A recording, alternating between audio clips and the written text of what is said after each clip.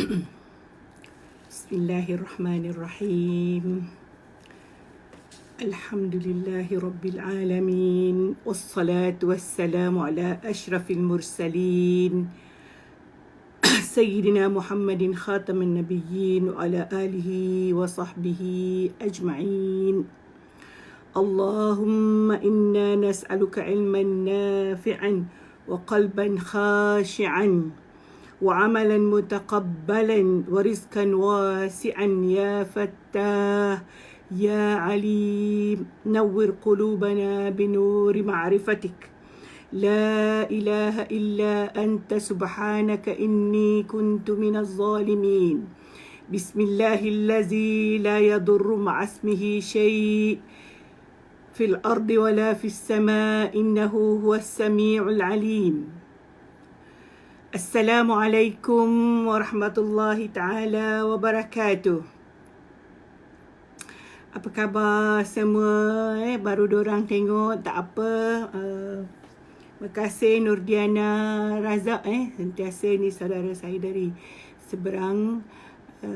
Noraida Aida sentiasa bersama. Terima kasih banyak. Tolong share. Mudah-mudahan ramai yang berkongsi ilmu pagi ini. Sebenarnya kita semua kita lah, Allah hadiahkan kita masa untuk beruzlah di rumah. Sebab kalau kita sendiri yang mahu mencipta adanya masa uzlah pada kita ni ataupun merangka, maka kita mungkin tidak dapat lakukan.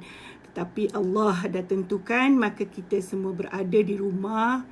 Beruzlah maksudnya menjauhkan diri. Kita menjauhkan diri sebenarnya daripada virus corona. Tetapi sebenarnya banyak perkara yang kita boleh jauhkan. Kita jauhkan daripada daripada dosa, bercakap dengan perkara-perkara yang tidak baik, melihat perkara-perkara yang tidak baik. Maka kita fokus berada di rumah untuk beribadah kepada Allah Subhanahu Wa Taala bersama anak-anak, bersama keluarga dan menyusun apakah seharusnya yang kita lakukan setiap hari. Mudah-mudahan diberkati oleh Allah Subhanahu Wa Taala. Dan alhamdulillah, salah satu yang dapat kita lakukan ialah kita duduk bersama, berkongsi ilmu, berkongsi. Sebenarnya apa yang saya nak sampaikan ni bukanlah perkara yang baru wujud dalam Al-Quran. Mungkin semua pun ramai yang biasa tadabbur surah ini, tetapi kita ulang kembali. Mudah-mudahan memberikan kita manfaat, memenuhkan masa kita yang beruzlah ini. Okey, bismillahirrahmanirrahim. Kita pada hari ini sebagaimana yang Bonda sebutkan, sebenarnya kita berada di dalam sampai dah kepada ayat yang ke-32 dan kita sampailah kepada cerita yang kedua yang terdapat dalam Al-Quran dalam surah Al-Kahfi ini. Pertama hari itu kita baca tentang Ashabul Kahfi, menunjukkan kekuasaan Allah yang boleh melakukan apa saja. Dan hari ini Allah dalam ayat ini Allah menceritakan kepada kita kisah dua bersaudara ataupun dua bersahabat. Ada pandangan mereka dua bersaudara,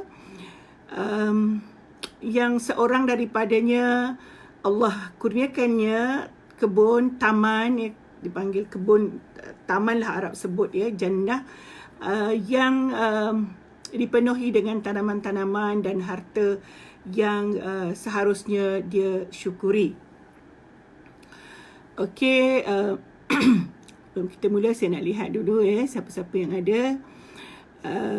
Okey, Noraida Aida, terima kasih, alhamdulillah. Seterusnya Prof Azami,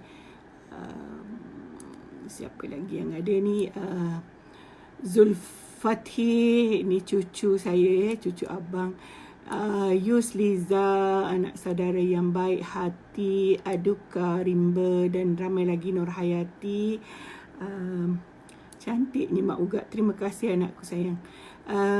Semua hazam min fadli Rabbina. Okey, Okey, Waalaikumsalam. Siapa yang beri salam tu kalau saya tidak jawab salam di live ini kerana saya nak kerana bonda nak teruskan, minta maaf lah, nanti bonda akan duduk-duduk senang-senang, bonda tulis.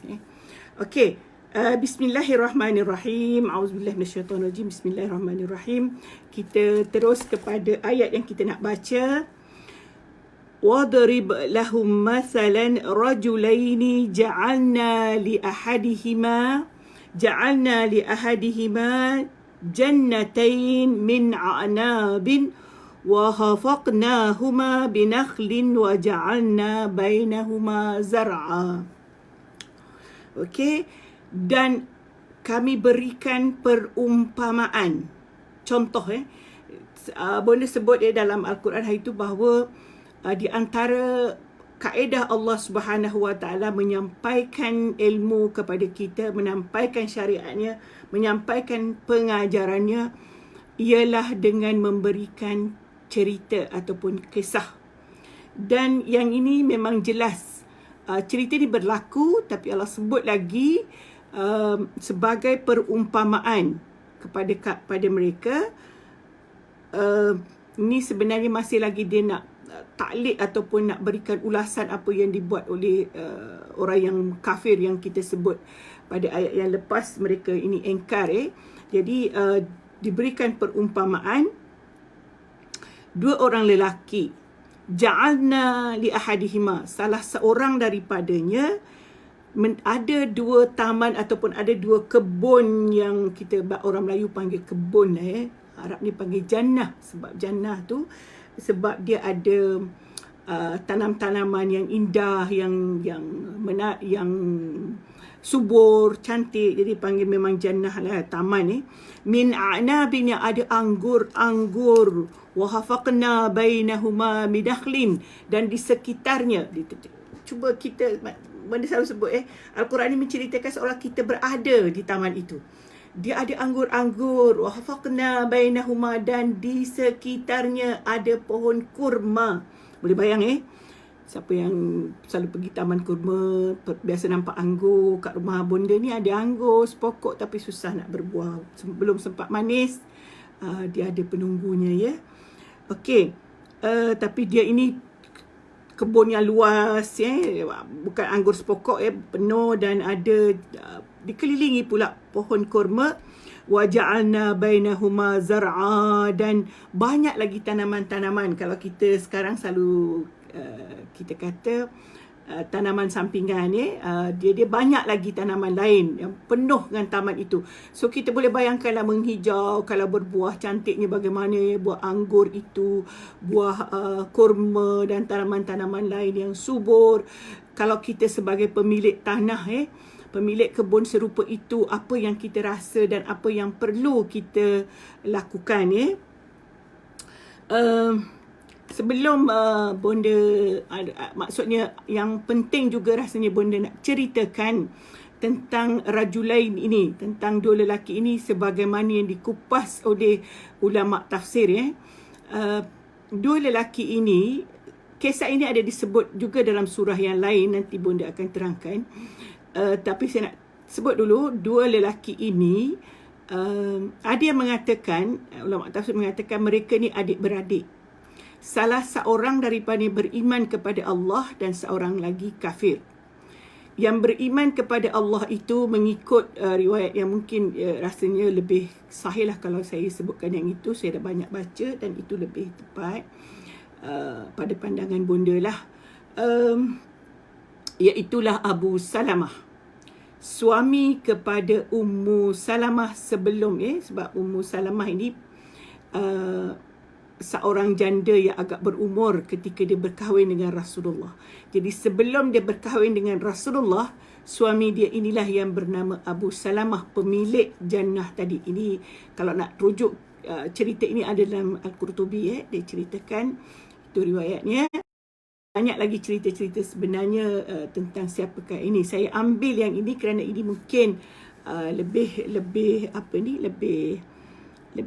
tepat lah. dan seorang lagi kafir, iaitu saudaranya yang kafir itu dikatakan namanya Huwal Aswadu bin Abdul Asad. Nama pun Al-Asad itu selalunya orang kafir yang bernama singa Ibnu Abdul Asad. Dan bapanya telah meninggal dunia. Bapa mereka ni meninggal dunia dan meninggalkan harta yang banyak. Disebutkan meninggalkan 4,000 dinar, 4,000 dinar duit emas dan yang Muslim ini iaitu Abu Salamah telah mensedekahkan, menginfakkan semua hartanya pada jalan Allah. Manakala yang seorang lagi yang kafir terus mengembangkan hartanya. Malah dia bukan hanya ada kebun itu sahaja, tetapi ada lagi harta-harta yang lain Okey. Itu tentang sebahagianlah cerita tentang siapakah dua lelaki itu. Jadi kita boleh bayangkanlah seorang kafir, seorang Muslim. Sudah tentulah yang Muslim mukmin ini sentiasa mahu menarik saudaranya yang kafir itu untuk beriman kepada Allah dan sentiasa menegur apa yang dia lakukan, tapi terus juga mungkar. Okey. Sebagaimana yang Bunda sebutkan tadi, bahawa cerita yang kita baca dan akan baca ini dalam surah Kahfi adalah cerita mereka sewaktu mereka di dunia. Dan kita boleh baca cerita mereka sewaktu di akhirat, sewaktu balasan mereka terima dalam surah As-Saffat ayat 50 hingga 61. Kalau ada yang mahu rujuk, saya dah bukakan ini. Ayatnya, A'udzubillahi minasyaitonirrajim. Qala qailun minhum inni kana li qarin. Seorang di antaranya berkata, sesungguhnya aku di dunia dahulu ada seorang rakan yang menempelak aku. Yaqulu a innaka laminal musaddiqin, yang bertanya, adakah engkau juga salah seorang dari golongan yang mengakui benarnya hari kebangkitan. Jadi itu cerita nanti sesiapa, sebab kita bercerita tentang surah Al-Kahfi hari ini. Jadi kalau kita nak tambahkan lagi kefahaman kita bagaimana balasan Allah kepada lelaki yang ego tadi, yang ingkar tadi, di akhirat nanti tiada lagi penyesalan. Ini pengajaran untuk kita semua dah Salah kita angkuh, sombong di dunia sehingga kita lupa apa yang akan berlaku di akhirat. Okey, saya akan teruskan membaca ayat ini. Ayat yang berkaitan dengan pemilik kebun tadi. Dia kata, kiltal jannataini atat ukulaha walam tazlim minhu syai'a. Kedua-dua kebun itu mengeluarkan hasilnya. Kiltal jannatain atat ukulaha, didatangkan ukulaha, dia menghasilkan, ada buah bukan kebun mati orang kata tak berhasil macam kita banyak, tinggal banyak pula. Mungkin ada di antara kita yang ada kebun tebiah dan sebagainya. Dia tidak, dia memang kebun dia itu Allah berikan hasil memberikan hasil. Walam tazlim minhu syai'a, tidak ada kurang sedikit pun.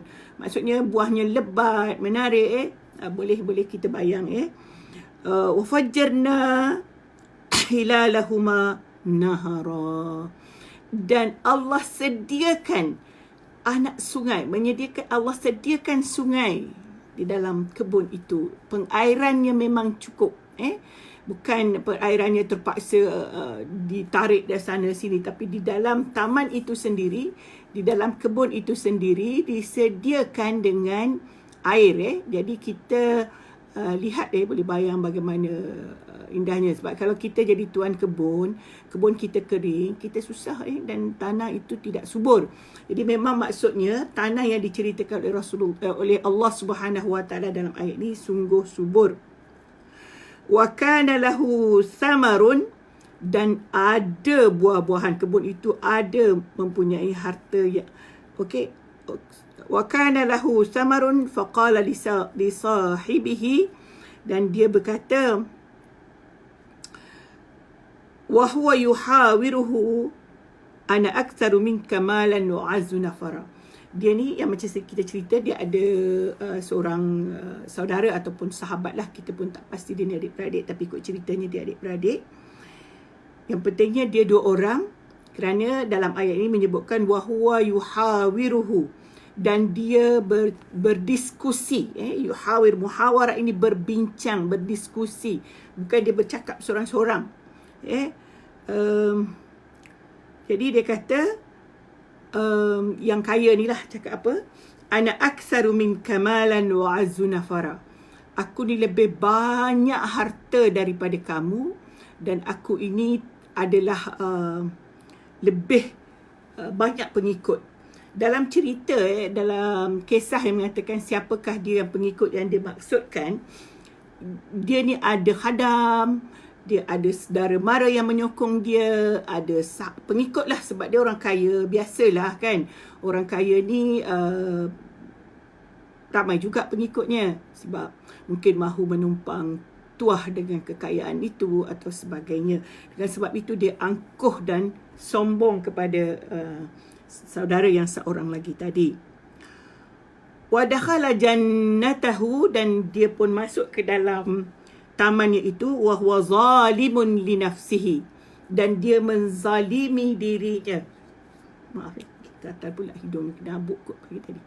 Wa zalimun li nafsihi, dia menzalimi dirinya. Kenapa dikatakan dia menzalimi dirinya? Ya, kerana dia kafir, dia tidak beriman. Dia sepatutnya bila Allah Subhanahu Wa Taala memberikan nikmat begitu, dia mensyukuri nikmat itu dan beriman kepada Allah. Sebab itu orang yang kafir itu sebenarnya dikatakan menzalimi dirinya, kerana dia nanti mendapat balasan yang azab yang pedih di akhirat kelak, iaitu balasan neraka sebagaimana kita cerita pada ayat-ayat yang lepas. Jadi sebab itu disebutkan wa dakhala jannatuhu wa huwa zalimun li nafsihi. Dia menzalimi dirinya, sedangkan dia masuk dalam kebunnya, dia dah tengok kebunnya itu penuh dengan tanam-tanaman yang berhasil, tetapi dia engkar juga kepada beriman kepada Allah. Qala ma azunnu an tabida hazihi abada. Dia makin angkuh lagi. Dia kata, aku tak rasalah, aku tak fikirlah benda ni akan musnah ataupun akan terhapus. Dia tengok macam sebenarnya ramai kalau kita tengok hari ni orang kaya yang dia mungkinlah pada zahirnya lah kita tak tahu menilai apa iman mereka. Seolah-olah harta itu kekal sampai bila-bila. Kalau ini yang perumpamaan yang Allah beri, dia cakap terus terang bahawa orang ni masuk dalam kebun dia, dah tengok kebun dia tu subur dan sebagainya, harta banyak di situ. Malah dia ada harta lain lagi dalam cerita ni, bukan kebun itu saja. Sebab itu dia kata ana aktsaru minka malan. Kemudian tetapi dia kata ma azunnu an tabida hazihi abada. Aku tak sangka, aku tak percaya perkara ini akan binasa. Aku tak fikir kebun ini akan binasa selama-lamanya. Ya ke? Begitulah. Sebab sana mungkin tak berlaku banjir macam kita. Sekejap je kalau Allah nak runtuhkan, datang tsunami, hancur semua sekali. Begitulah. Tapi orang yang tidak beriman kepada Allah, dia tak ingat semua tu. Dia ingat kesenangan semasa sahaja. Kemudian wama azunnu as-sa'ata qa'ibatan, dan aku tidak percaya, maksudnya hari kiamat itu akan berlaku. Wala in rudittu ila rabbi la ajidanna khairan minha munqalaba. Kalaulah pun aku dikembalikan kepada Tuhanku, aku akan dapat lebih baik. Maksudnya aku akan dapat lagi kebaikan yang sama dengan apa yang aku dapat di dunia. So dia merasa memang bahawa Tuhan itu menyediakan dia baik sentiasa di dunia maupun di akhirat. Okey. itu yang dia mulakan perbicaraan ataupun diskusi dengan sahabatnya lah. Sebab sahabat ini, yang seorang ini tidak kaya kerana dia telah membelanjakan hartanya pada jalan Allah. Apa yang dijawab oleh sahabatnya dalam ayat ke-37? Qala lahu sahibuhu wa huwa yuhawiruhu. Sahabatnya itu berkata dan dia yuhawiruhu, yang saya katakan tadi, dia berbincang, berdiskusi, menjelaskan apa yang dia, kesombongan yang dia sebut tadi. Akafarta billazi khalaqaka min turabin thumma min nutfah thumma sawwaka rajula. Tengok bagaimana cara dia menegur. Sebelum dia tak terus kata awak ni sombong lah, awak ni apalah. Tengok cara dia kata akafarta, adakah kamu akan kufur billazi khalaqaka, dengan yang menjadikan kamu, min turabin, daripada tanah, summa min nutfah, kemudian daripada nutfah, menjadikan kamu tanah, kemudian menjadikan kamu benih, summa sawwaka rajula, dan kamu dijadikan seorang lelaki yang hebat macam sekarang ni lah. Jadi maksudnya sahabatnya ini atau saudaranya ini mahu dia berfikir, kenapa kita mesti engkar, kenapa kita lupa, kenapa kita ni sombong dengan apa yang Allah beri, sedangkan kita pun tidak wujud melainkan dengan kuasa Allah. Kita tidak akan berada di dunia ini melainkan Allah jadikan kita. So janganlah kita sombong. Apa sahaja yang kita miliki di dunia ini, tak perlu, maksudnya itu memang semua daripada Allah. Apatah lagi kita ini sendiri pun tidak wujud di dunia ini tanpa Allah menjadikan kita. So kita tidak boleh sombong dan tidak boleh tidak boleh mengingkari. Patutnya memang kita malu kalau kita tidak beriman kepada Allah. Kita seharusnya merasa siapalah kita untuk mengingkari yang menjadikan kita. Dari mana kita datang?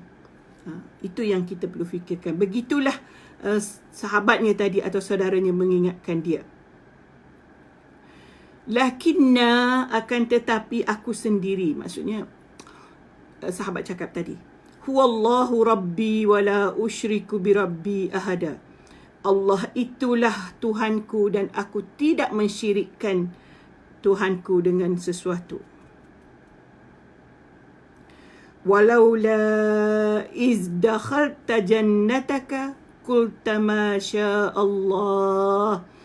Sepatutnya lah kan, kalau kamu masuk ke dalam kebun kamu ini, kamu ucaplah Masya Allah, apa yang dikehendaki oleh Allah.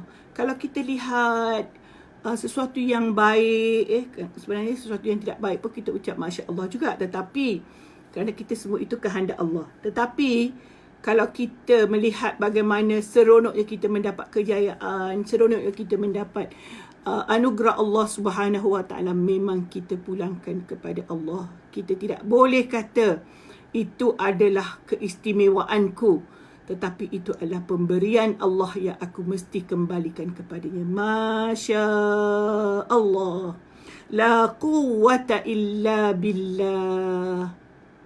Tidak ada kekuatan melainkan Allah. Intarani ana aqallu minka malan wa walada. Walaupun dan sekiranya kamu lihat aku ni tidak ada hartaku lebih, maksudnya hartaku kurang daripada kamu, dan anakku juga kurang, maksudnya kerana tadi dia bangga, dia ni banyak harta, banyak pengikut. Sebab saya kata ada tafsir mengatakan dia ramai anak, dia ada khadam. Itu yang dia maksudkan tadi dengan ayat yang dia kata dia punya harta dan lebih daripada sahabat tadi. Okey. Memang pengajaran yang kita boleh dapat daripada sini pengucapan kita kalau kita mendapat apa-apa sahaja keistimewaan daripada Allah Subhanahu Wa Taala, ialah kita mesti mensyukuri dan mesti mengembalikan perkara itu kepada Allah Subhanahu Wa Taala dengan mengucap Masya Allah, dengan mengucap La quwwata illa billah. Tidak ada kekuatan melainkan kekuatan Allah. Harta yang kita ada ini boleh saja Allah hapuskan bila-bila. Dan kepada yang tiada berharta boleh saja Allah tambah pada bila-bila masa. Sebab itu kita juga tidak akan putus asa. Kita tidak akan merasa duka cita sekiranya kita di dalam kesusahan. Saya Bonda ambil kesempatan lah sebelum meneruskan pada ayat yang lain dalam suasana kita sekarang ini ramai di antara kita yang teruji terutama dari aspek keuangan, rezeki yang kita rasa kurang kerana kita tidak dapat keluar bekerja dan sebagainya. Percayalah Allah itu maha adil, Allah itu maha mengetahui. Apabila Allah menguji kita, maka Allah juga menyediakan bagaimana jalan penyelesaian yang Allah akan beri. Jangan berhenti berdoa, jangan berhenti ada rasa bahawa masih lagi Allah memang sayang kita.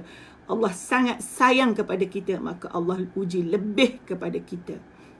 Apatah lagi yang ujiannya tidak seberat mana. Saya sebutkan tidak seberat mana sebab kita hanya diminta untuk duduk di rumah pun kita rasa wah beratnya. Jadi mak-mak pula asyik masak tak berhenti. Syukur ada anak. Syukur ya Allah ada yang perlu dimasakkan. Cuba bayangkan kalau duduk di rumah sendiri, nak masak pun tak ada siapa nak makan. Cuba bayangkan itu. Jadi semua itu nikmat Allah sebenarnya. Nikmat yang perlu kita syukuri. Dan selepas tanda syukur kita ialah menyediakan kebaikan untuk mereka di samping kita melakukan amal ibadah khusus kepada Allah. Berzikir, beristighfar, membaca Quran dan sebagainya. Yang sakit baring pun kita jangan lupa kepada Allah Subhanahu Wa Taala. Begitulah. Banyakkan mengucap la quwwata illa billah atau la haula wala quwwata illa billah. Mudah-mudahan Allah beri kita kekuatan kerana Allah lah yang pemilik kekuatan. Allah itu mengatasi segala-galanya. Allah boleh hapus virus ini bila-bila masa. Tetapi kalau Allah masih tidak mahu lagi atas sebab-sebab tertentu yang kita tidak tahu, wallahu alam, maka dia tidak akan ambil lagi. Jadi kita jangan berhenti berdoa kerana Allah sahaja tempat kita mengadu. Ayat yang seterusnya.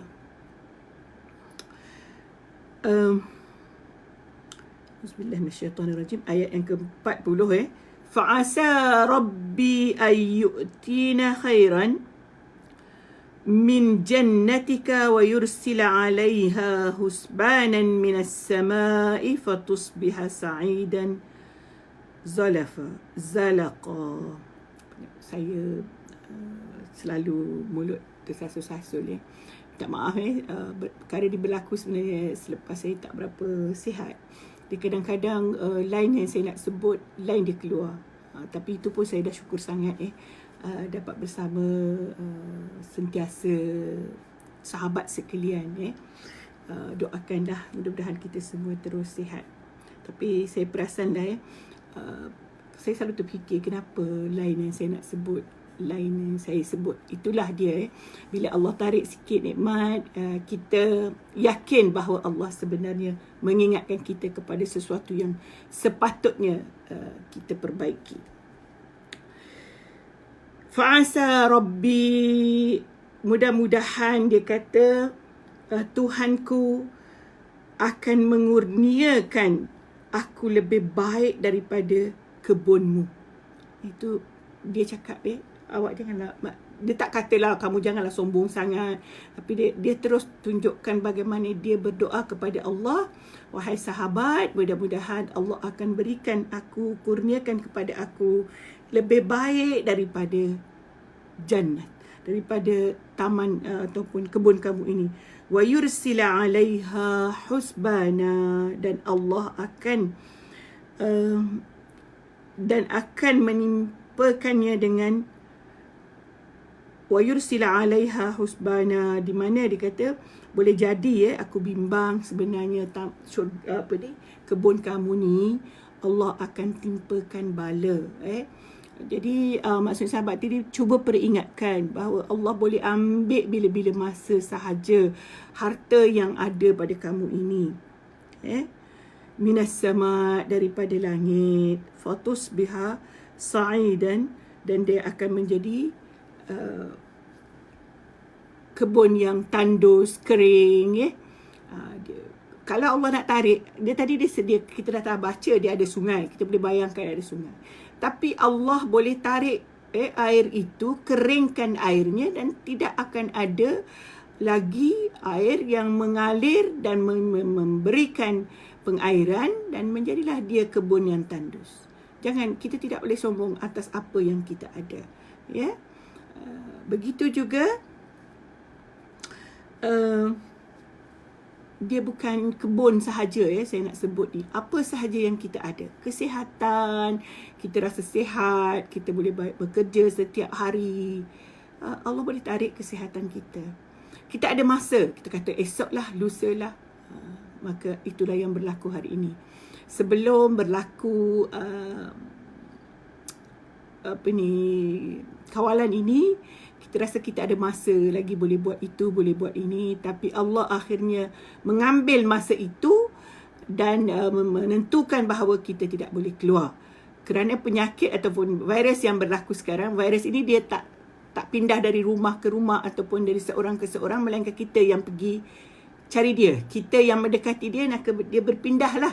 Sebab itu kita kena menjauhkan diri daripadanya. Itu sahaja caranya untuk kita menjauhinya. Kadang-kadang saya terfikir, Allah ini maha baiknya. Hanya dia kata kita jangan dekat. Kalaulah penyakit itu datang menyerang kita, walaupun di mana kita berada, lagi dahsyat. Dan kita tidak tahu satu masa perkara itu mungkin berlaku. Jadi Allah bagi kita sedikit azab ini, sedikit ujian di dunia ini, tak usahlah kita terus-terus tidak ada lagi rasa, maksudnya positif, kita bersangka buruk dan sebagainya. Kita berdoalah semua dapat yang baik-baik, insya-Allah. Ayat yang seterusnya, ayat ke-41. Au yusbiha ma'uha ghauran. Itu dia. Atau air kebun itu akan menjadi kering.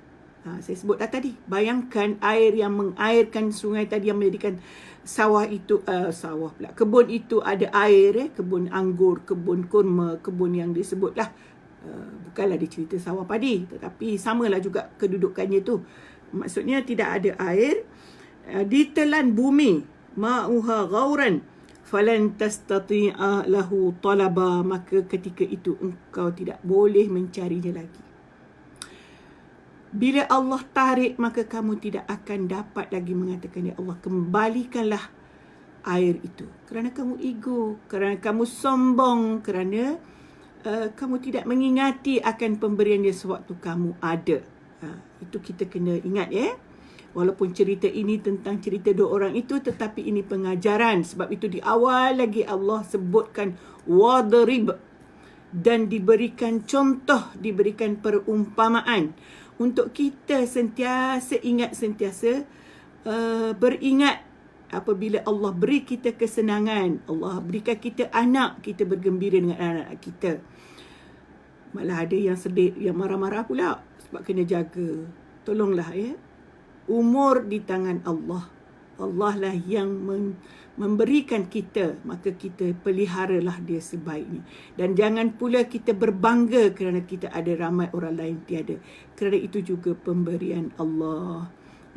Setiap yang Allah beri itu ada keistimewaannya. Orang yang tiada anak itu pun ada keistimewaannya. Ada sebabnya kenapa Allah beri begitu. Ada hikmahnya yang perlu disyukuri. Kebetulan pula Nadira ada. Ya Nadira, sampai masa Allah nak beri, Allah akan beri kita, insya-Allah.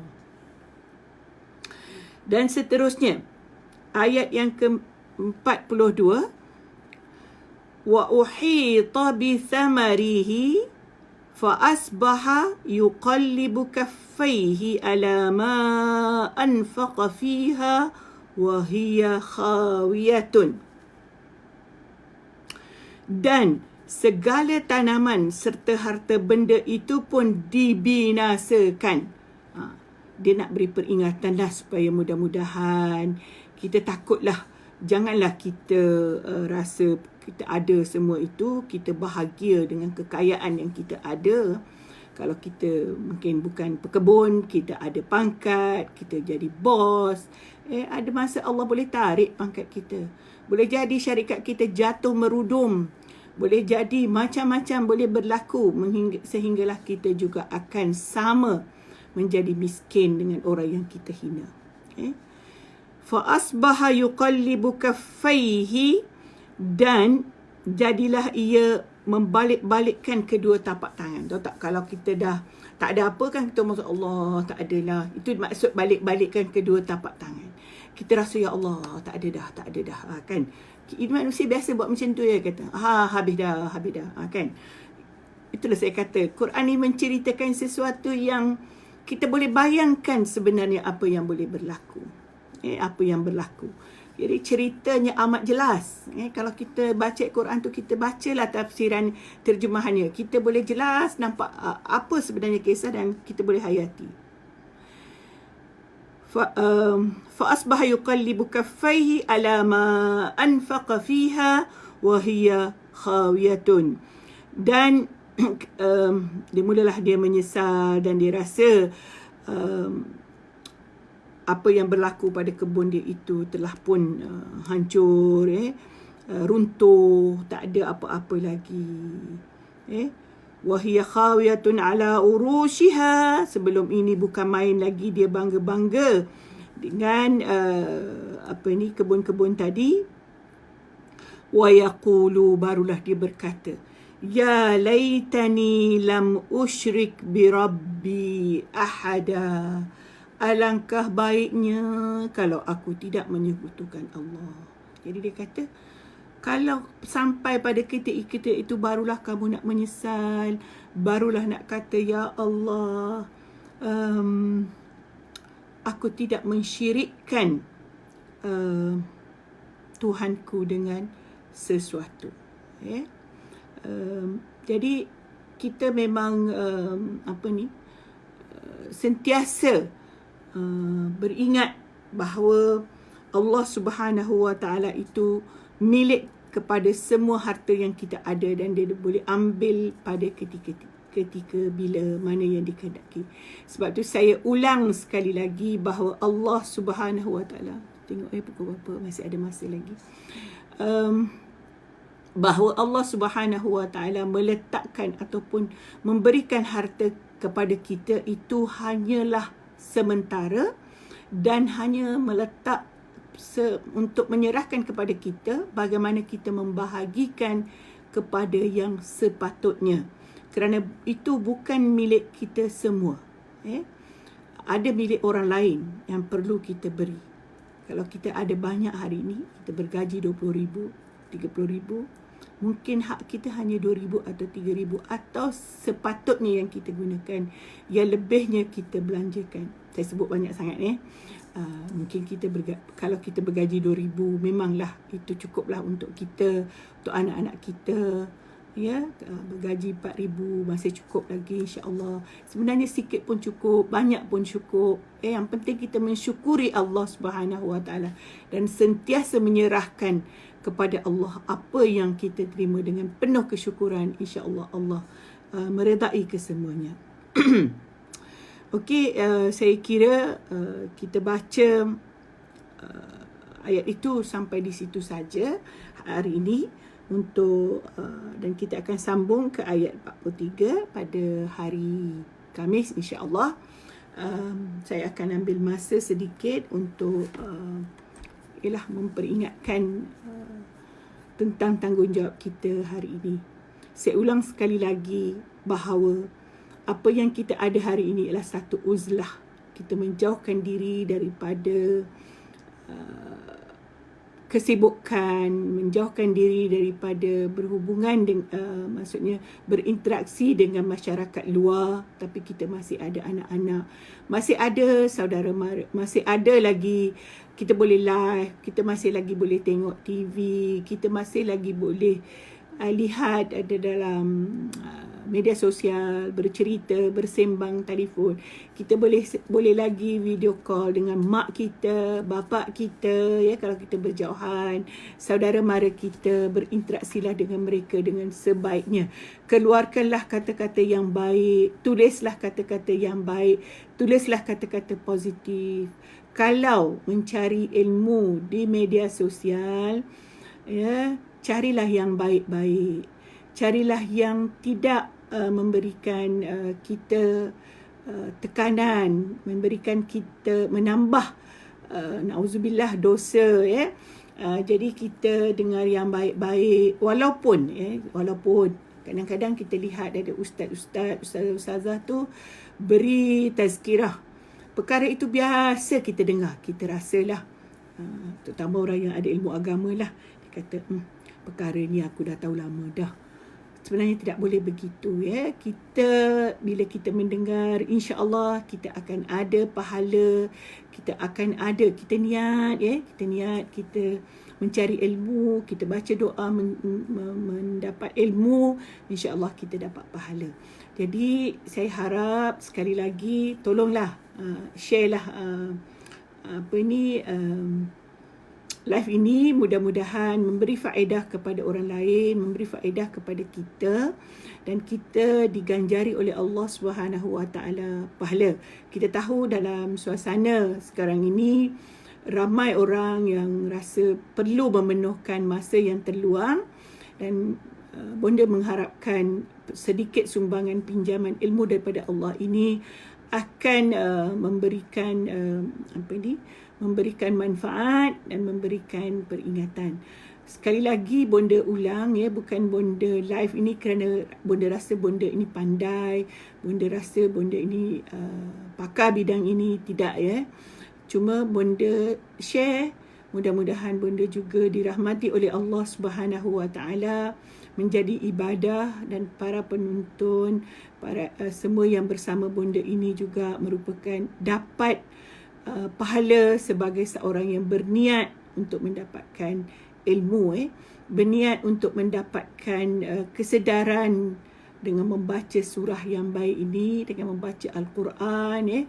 Kadang-kadang kita baca sendiri itu tidak sama dengan membaca secara bersama. Okey.